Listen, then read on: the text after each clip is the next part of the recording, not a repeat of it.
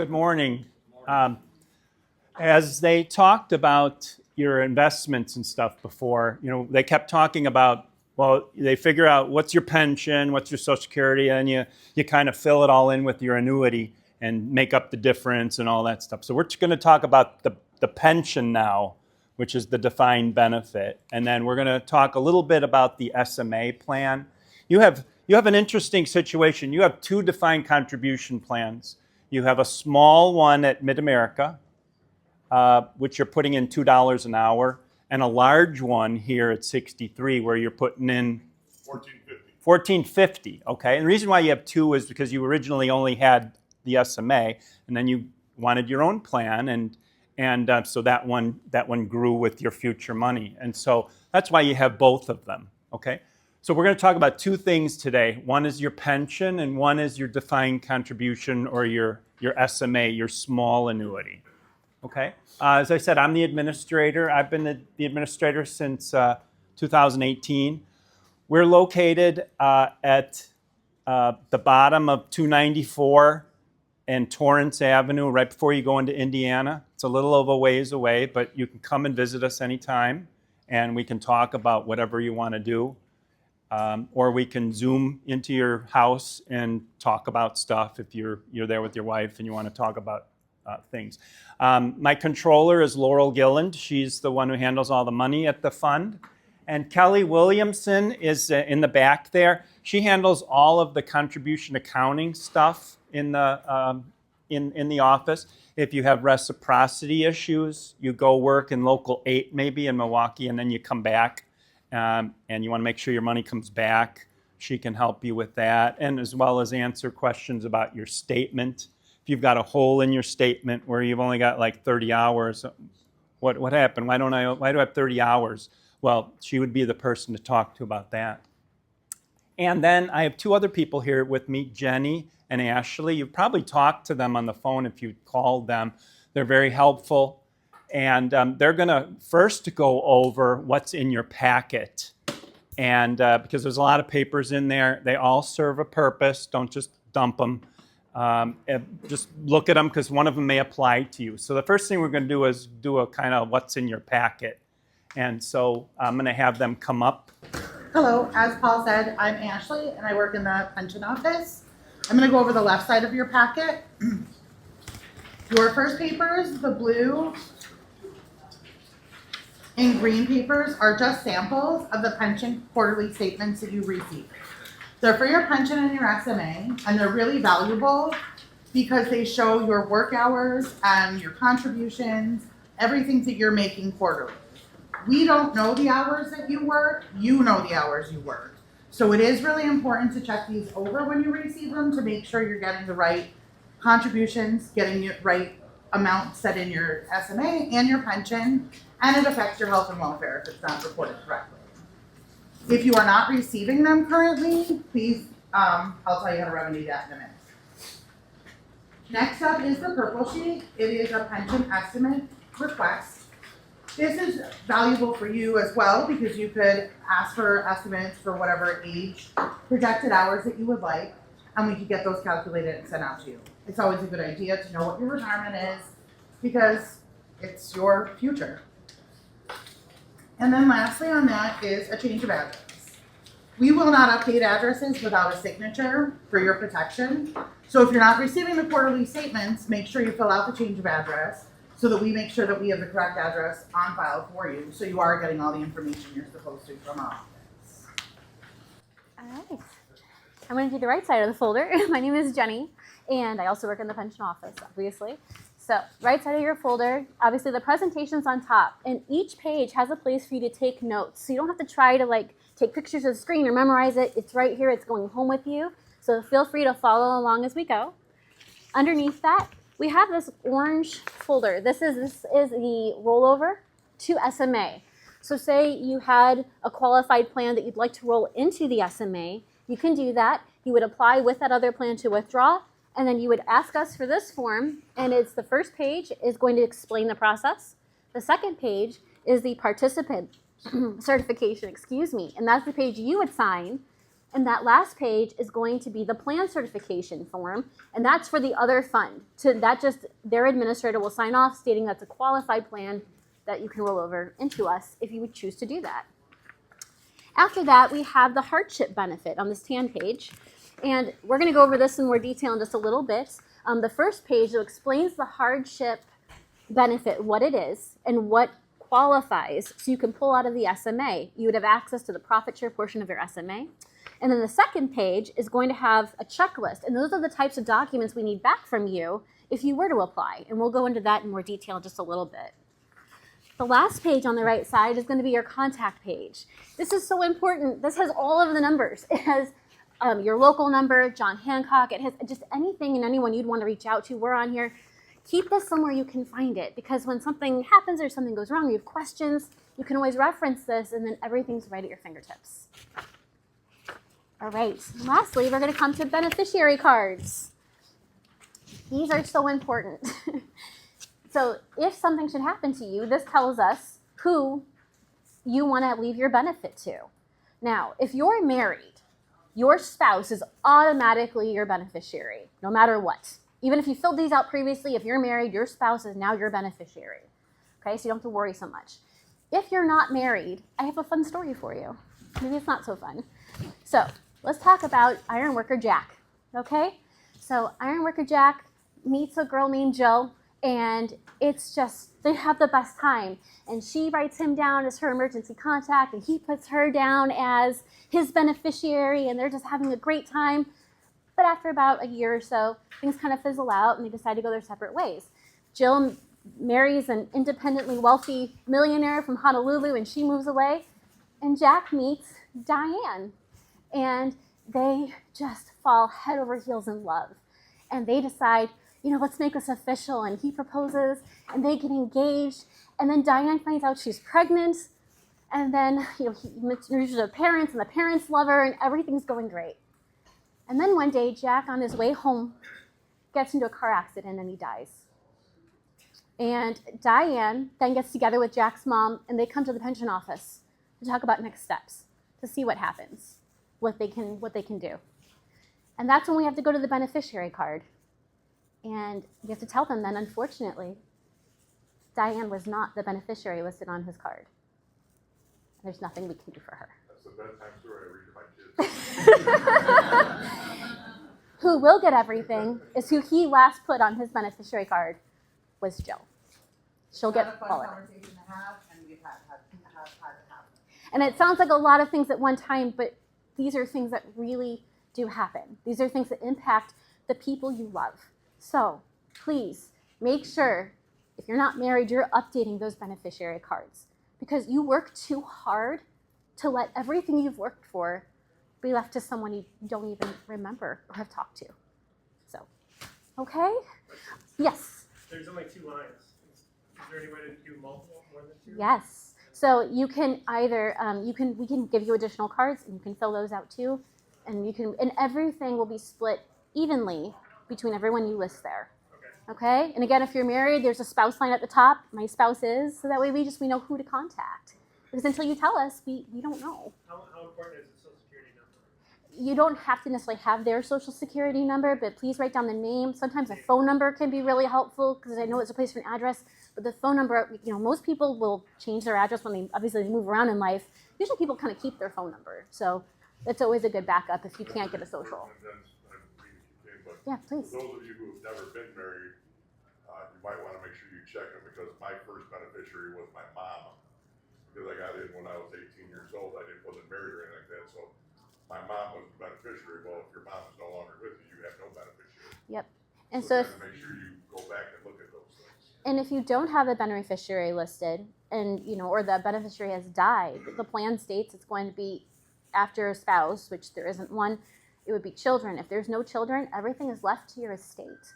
But if we don't know who to contact, that money sits there. We're a nonprofit. It's not going back into the fund. It's staying there until, forever. there's no, it's not reabsorbed. It's there for you. You earned it. So, all right. Anything else? Yes. The full pension doesn't go to your beneficiary if you're not married. There is- It's only pre-retirement permanent death benefit guarantee. Correct. So it's only a certain amount. It's Where does 30. the rest- Where's the rest of it? It's 36 months of payments is what we're guaranteeing.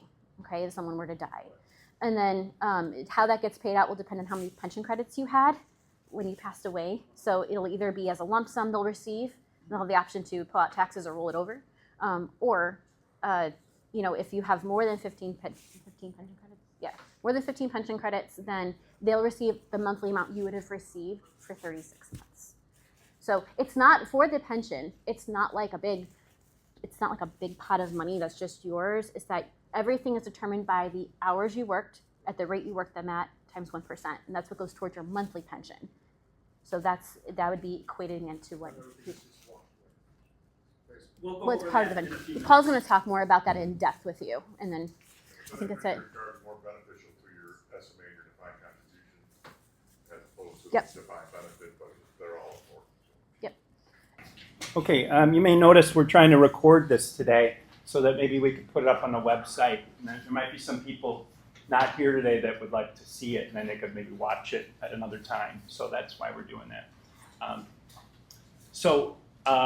Good question. I'm going to answer that in a few minutes. Okay, but you have two plans that we're going to talk about today. One is the pension. One is the one that you have this account balance, with hundreds of thousands of dollars in it, hopefully. So before I start, though, which one do you like best? Do you like the one that's going to pay you like $3 or $4 grand every month for the rest of your life, no matter how long you live? Or do you like the one that has a big chunk of money in it? Like, which one do you think is right up your alley? Which one's better for you? And there's no right answer, by the way. I like them both. I like them both. Okay. Well, there's a reason why you have both, and it's because the ironworkers 20, 30, 40 years ago thought that maybe you needed both, because the monthly pension, as Teague said before, you may live till you're 80, 90 years old, or your spouse may live till she or he is 80 or 90 years old, and you're not really thinking about that right now because you're 54 years old, and you're thinking, well, I might be in a nursing home, or I might be in a home somewhere where I need that money, and that money's going to come to you every month for the rest of your life. And it's really there to take care of your expenses, your food, your mortgage, if you still have one, your medical bills, and, life expenses, okay? And then your other pot of money there is for maybe more one-time things. You may use it to supplement your lifestyle, but you can take some money out for larger medical bills, or to go on vacation, buy that boat you wanted, and so on. So the trustees from years ago thought if you had both of those things, it would help most people. Even though we both know that an individual person might think that one of the plans is better than the other, but to each his own. They both serve two different purposes. Okay. Now you're putting in some serious money into the pension plan. You just allocated 50 cents on June 1st. And so, that's a lot of money to put in the plan. And hopefully during this presentation, I'm going to try to distinguish, when we say the word pension, what we're talking about is a monthly benefit that comes to you for the rest of your life. Once you retire, there's going to be a check or an electronic deposit that hits your checking account on the first day of the month for every month for the rest of your life. And you can count on that. That's what the pension is all about. Okay? Now, how do you get vested? Vested means you have a non-forfeitable right to your pension.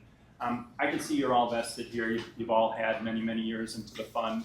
But the way you earn credits is you work a certain number of hours.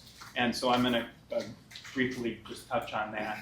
Sometimes you may not work because of maybe there's no work for a few months, or you get hurt at home and you go on your welfare benefit for a few weeks or a few months. Or you may get hurt at work and you go on workers' comp and you get checks, while you're sick. Or you may go into the military service. These four things that I'm showing here, there's ways to increase your pension even if you're not working. And so if you were ever in a situation where you're not working, or you are disabled because you got sick, or you got hurt on the job, or you go in the military service, let us know, because there might be a way that we can help increase your pension for the period that you weren't working. Okay, so you need 5 credits in this plan. 5 credits, basically, 5 years of working, 1,000 hours. If you do that, you can retire at 65. If you have 10 credits, you can retire at 62. If you have at least 15, you can retire early, which is generally age 55. So most of you, I'm sure, you're all blown past 15 credits a long time ago. So we're going to focus on that. If you're disabled, and disabled means you just can't work iron anymore, and frankly you're permanently and totally disabled. Either you've got a Social Security award from the government, or you go to our doctor and the doctor says you are completely disabled. We'll give you your pension right away, even if you don't meet a certain age requirement. Okay, because it's not your fault you got disabled. So we give you a pension right away when you're disabled. Okay, the pension plan changed 6 years ago, 5 years ago, to be simpler, and also to maybe reward people who work more hours than people that work less hours. It was an equitable thing. And so we're going to focus on how the pension plan works since 2020, but basically your pension is the sum of your whole career. It's the part you earned before the plan changed, plus the part you earned after the plan changed. And you'll see that the plan is very, very simple now as far as how it works. And this is the example I'm going to go over. We use what's called a percentage of contribution formula. You may hear that term POC, percentage of contribution. Well, basically, you go out and you work, the employer contributes $10.50 an hour on your behalf. We get that money, we calculate what was your benefit that you earned for that year based on the hours you worked. So the 1,000 hours is multiplied by the $10.50 the employer paid times 1%. You earned $105 towards your pension. So pretty easy, you just multiply those 3 numbers. Okay? So the more you work, the bigger your pension. The more you put in, the bigger your pension. Now let's look at an example of this, because I know some people are able to be fortunate enough to get really steady employment. They're getting their 40 hours a week. Other people maybe are working overtime because of a project that came up, and other times work is not full time and you only get 1,700 or 1,800 hours that year. It doesn't matter. Basically, the more you work, the bigger your pension. So in my example there, in the first column, you work 1,000 hours, you earn $105. But if you happen to work 2,000 hours, you get $210, because when you do the math and multiply it all out, it comes out to $210. So the 210 is twice as big as the 105, because you worked 2,000 hours instead of 1,000 hours. So it's pretty straightforward. So naturally, the question is, well, what other ways can my pension increase besides working more hours? And that's this next column here. You have put in some serious money in the last 5-6 years into the pension plan. And because of that, your pensions are now going to be greater than they would have been otherwise. I think maybe 5 years ago you were putting in around $775 in the plan, and now you're up to $1050. Okay, so you can see that, let's say next year, hypothetically, you put in 25 cents more when you allocate the next package. And you can see that all of those numbers, instead of earning 105, you'd earn 107.50 in the coming year once you allocate that quarter. Same thing with all the other numbers. They're all bigger, okay? So there's 2 ways you get your pension to grow. Work more hours, and you put in additional money, okay? I don't care what you put in. You want to put in 18 cents because you had to take care of the health plan, and you did your annuity, and you wanted money on your check, and all you had in the package left was 18 cents, throw 18 cents in. It really doesn't matter. It can handle any amount of money that you want to throw in there. Okay? Anybody have any questions so far? Okay. Okay. So, if you've worked 30 years already, 30 years is a long time. Let's say you started in 95 and it's now 25. And you worked, say, on average about 1,750 hours per year. Your pension right now is around $3,700 a month. Okay, there is a pension calculation in your packet, which the ladies already went over. That's customized for you, assuming you pre-registered and we, we're able to get you an individual calculation. If you work for 30 years right now, you're around $3,757. Okay, and over the next 5 years, if you work 1,750 hours again for the next 5 years, you're going to earn about another $919, which will add up to $4,676. Again, this is just an estimate because no one ever works 1,750 hours every year for their whole career. You're all over the place. You take the hours you get. But if you work on average, you could expect this kind of pension. Okay. Now, 4,600.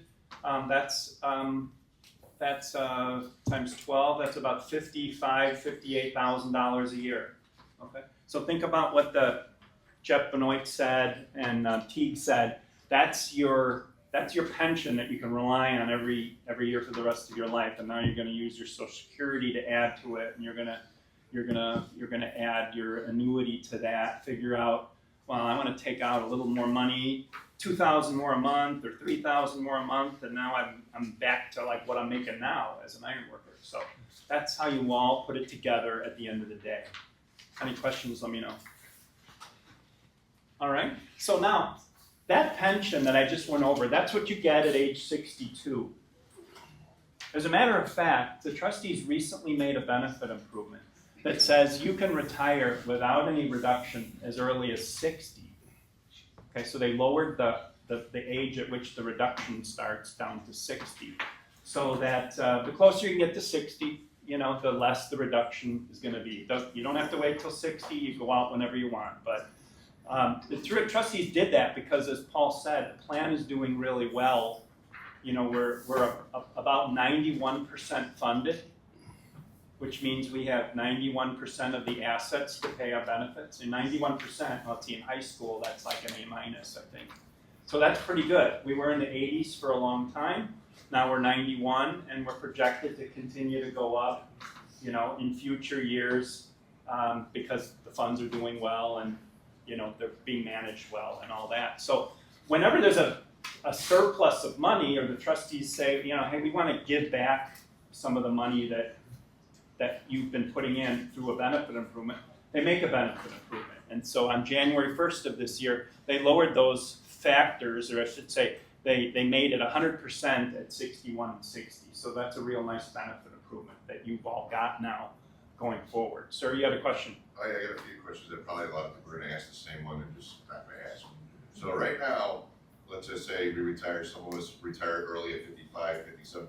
Those are the percentages that we're going to get out of the total of what we're projected to get to. So that's that one thing. That's right. We pay taxes on that money. That's right. Okay.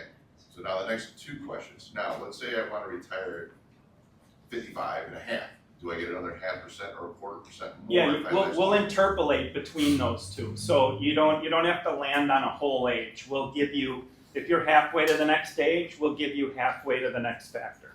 Okay, so Okay. that makes sense. And Otherwise, I'd be showing you a whole lot of numbers. And I don't want to do that. Which is fine. Welcome to my world. That's a good question to ask on that one, but now the other question I have is, if I retire at the half mark and I don't take the money, I just let it sit, and I retire a little bit later, then start collecting. Let's say I just want to stop working completely at 55, do something else, but then I start collecting at 60. Is it at the 100% of what I had left in there? Or is it a deduction because I didn't work? Good question. When I say retire, I don't mean stopping work, although that's most of the time you take your money when you stop working. If you want to quit and maybe live off your annuity for a while, and then take your pension at 60 when you can get 100%, you can do that if you want. When I say retire, I mean you call us up, you fill out the papers, we start paying you. That's what retirement means to us. But do the math though, because you're missing out on years you could have been getting money.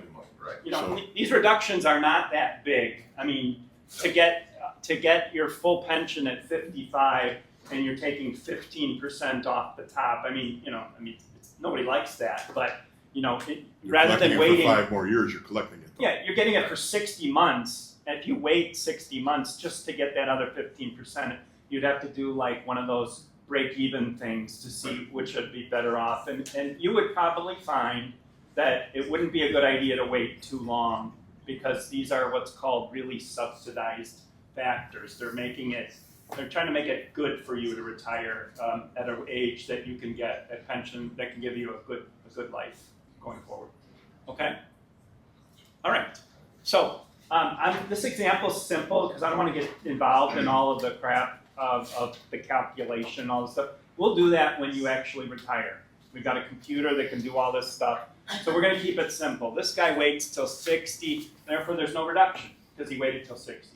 Okay? If he waited till 59, there'd be a reduction and we get into some algebra.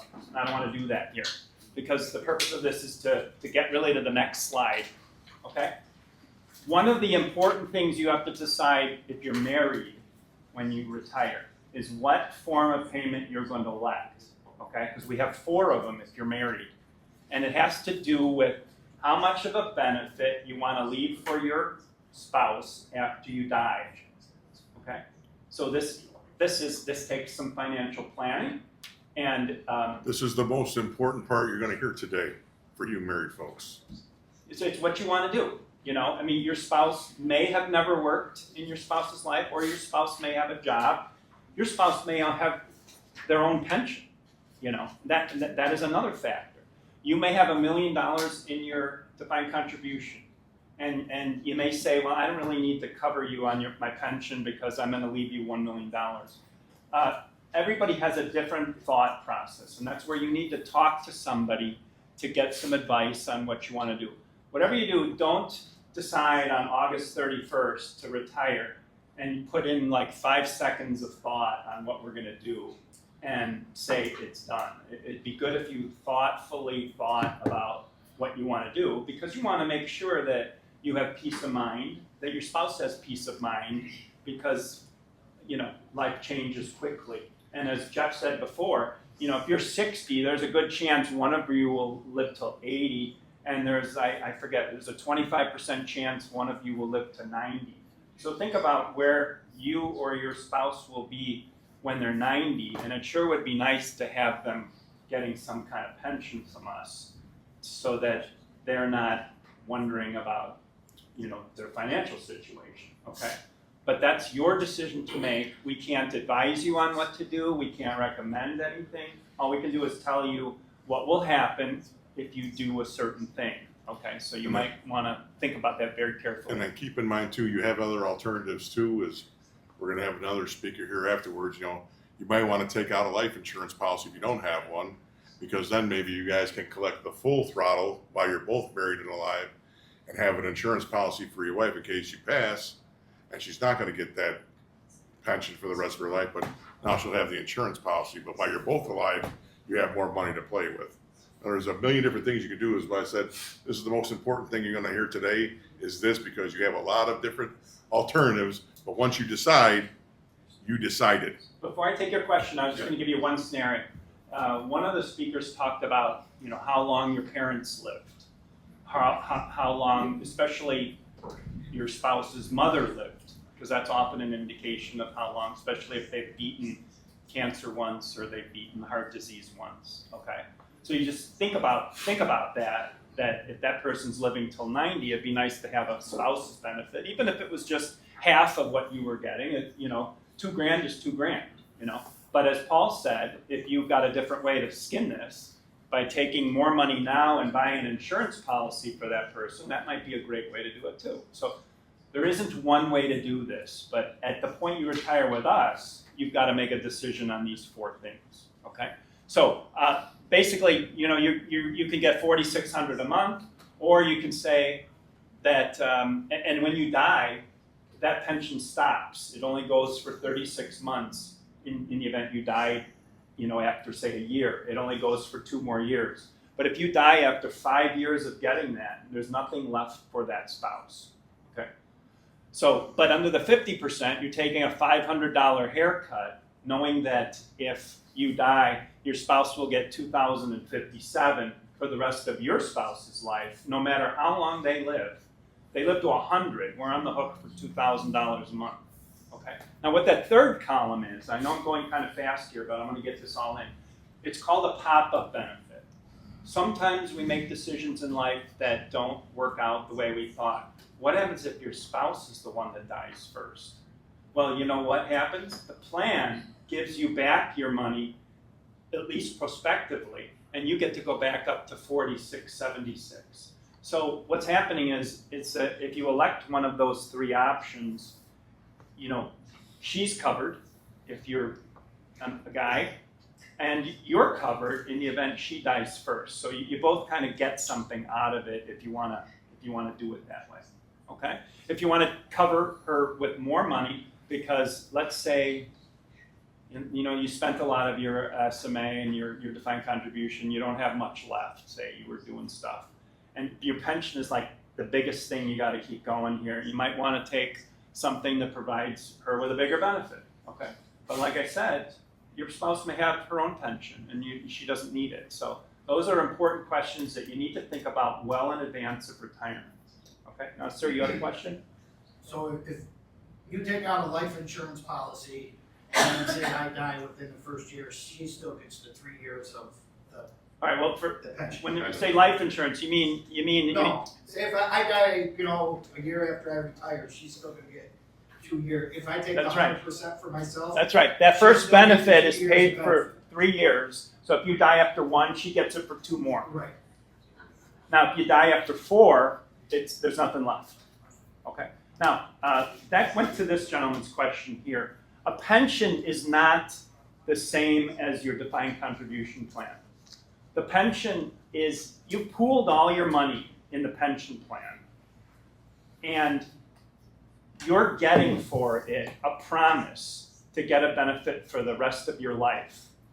And if your life is shorter than you thought it was going to be, the plan will at least pay for 3 years, but the plan does absorb that money because it needs that money because some of you will live way longer than your life expectancy.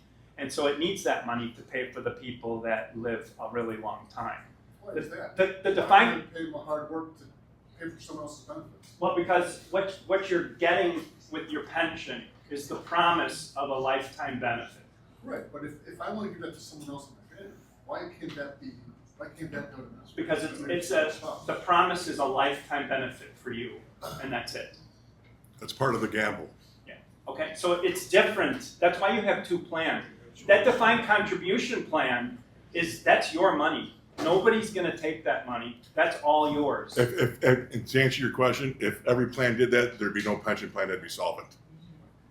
Because you would never be able to keep those promises. That's the only way it stays in. You That's know, why we have the defined You contribution. said, I to got offset a that. 30-year-old kid, I'm going to give my pension to them. Now we're on the hook for 60 more years to a 30-year-old kid that, You would never that pay- the can't never be plan paid for. can't afford that. The plan, it just promises you and your spouse, and that's where you get into these things here. And that's it. And the plan, has some death benefits for 3 years at least. So at least you're getting a benefit for 3 years, but hopefully you'll be getting a benefit for a long time. And that's why this decision is critical that you make that. Okay. But if you're single and you live to your 95, we're on the hook for $4,600 a month till you're 95. Okay. And That'll we're be gonna way more than you ever put in. Yeah, if you think about it, $4,600 a month for 35 years, and think about how much money you put in, it's a lot more money, okay? Now, we're paying for that because a couple of you will die when you're 67, and that money will go into the kitty to help pay the people that live a long time. So that's the difference between a pension and a defined contribution plan. And that's why you need both of them, because the SMA, or your 63 annuity, if you start taking that out, and I don't want to say piss it away, but you take it out too fast, there's nobody that's going to bail you out when you're 80 years old to help you out. That's why you have a pension that's never going to let you down. So you have the best of both worlds if you can manage it correctly. Okay? Okay, there's death benefits. As Jenny went over briefly, if you die, your spouse gets a benefit. If you're married legally, your spouse will get a benefit for the rest of your spouse's life. If you die before 52, your spouse is going to get the 50% benefit. If you die after 52, it's the 100% benefit. Death benefits are pretty expensive, but those are the rules of the plan right now. In that particular example, if that gentleman died with a $3,600 benefit, your spouse would get the 100%, which is the $3,694. If your spouse, if you died before you were 52, it would be the 50% benefit. Okay. Okay. Now, if you're not married, death benefits happen for basically 3 years. 3 years is a magic number in the fund. If you die, your beneficiary, your child, or whoever you have, they're going to get a benefit usually for 36 months. Okay. Sometimes a person will die on the job. It happens every year in Mid-America in one of the locals. There's a special benefit for a spouse in the event you die on the job because the spouse obviously is in a bad situation because that was very unexpected. The last thing that spouse needs is to worry about some money in the short term. So there is a very nice benefit that happens for a spouse who's just killed on the job. Basically, it's the benefit you have now plus what you would have gotten if you kept working until 65. No reductions, no nothing. We just pay it to the spouse. She has bigger things on her mind than her pension. This is just some. So that's another some thing extra that thing pays into that you wouldn't have paid into. That's where it all kind of being a collective union is how we're able to take care of each other is But through it's stuff based like on this. Your current age when you die, compared to when you would have retired. Right. So if you're say 50 now, it's your pension plus what you would have earned from 50 to 65. We add everything together. So we're pretending you're 65 basically, and you kept working the whole time, and your spouse just gets that whole thing. Well, not necessarily the whole thing, but you're still penalized. No, there's no penalties. I mean, there's no penalties or anything. There's no early retirement reductions. There's no reductions of any kind. It's just what you have now plus what you would have gotten had you kept going, and you put it all together, and that's what that person gets. Okay, so it happens what, Laurel, once a year? There was somebody killed, I think, over at University of Chicago a year or so ago with something. It happens, unfortunately. So. Luckily not here very often. Yeah. Okay, quadro. It's a very dirty word. I don't speak a lot of dirty words, but this is a dirty word. It's the acronym for Qualified Domestic Relations Order. Some of you may get divorced and you agree to give some of your pension to your ex-spouse. A pension is considered a marital benefit. It's a benefit that can be assigned through a legal document. And so if you have to do that or you agree to do that, you get the house, she gets the part of the pension, and you have to fill out a document, have it signed by a judge. We can help you with that. They're actually on our website. We have quadros for free that you can fill out and have somebody review it and have a judge sign it. Save you some legal fees. But that's how it all happens. Okay. And unfortunately, some of you guys have 3 or 4 of those. And I wonder why your pension's small. There are ways to avoid future quadros. Talk to me about that later, okay? Okay. Some of you may go back to work. It's not frequent in 63 that when you're retired you go back to work, and I think that's partially because your benefits are hopefully good enough that you don't want to or you don't need to because you're managing your pension and your defined contribution plan. And so unless some job falls at your lap 6/10s for 4 months and you want to take it, if you go back to work, your pension will stop. The rule basically is 40 hours. Okay, if you go over 40 hours, something's going to happen to your pension. If you find some job where you're going to work 25, 30 hours a month and never go over 40, you can do the best of both worlds if you want, at least for the pension. You can do that. If you go over 40, we'll be calling you, and we'll take some of your pension away. So, can you put your pension on hold? You can. You can put your pension on hold. You go to it, like you just like I just said, if you got some job that's temporary and making the money you make plus your annuity money and all that stuff, it might be worth more than your pension, and you might want to take it. You might be bored and you want to go back to work for a few months. You could do that. Okay, some people make a mistake and retire and they shouldn't have. Well, what if you retire with, 93%, but then you come back 2 years later, does it change that age? Or Just for the part that you earned when you came back is at the higher rate. Okay. And what we'll also do is we'll pay you any months during that period where you didn't go over 40 hours. So sometimes in the winter, you might not actually work 40 hours. We're going to pay you that money back. So we keep track of it so that you don't lose anything that you're entitled to. Yes, sir.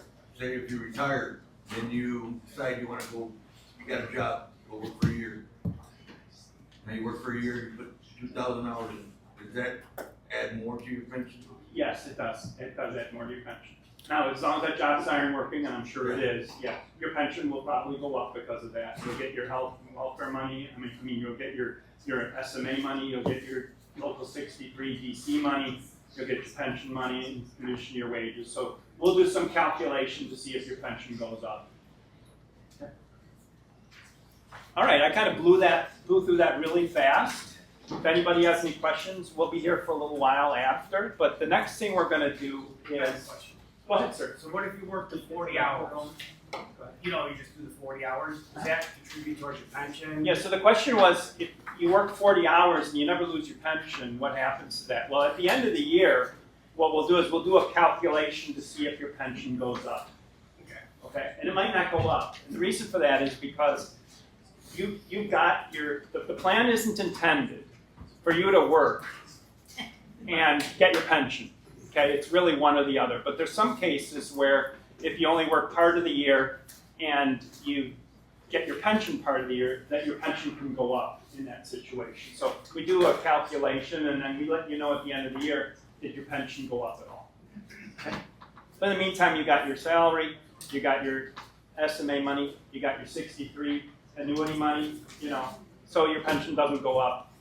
Oh well, but at least you got your pension for every one of those months that you were under 40 hours.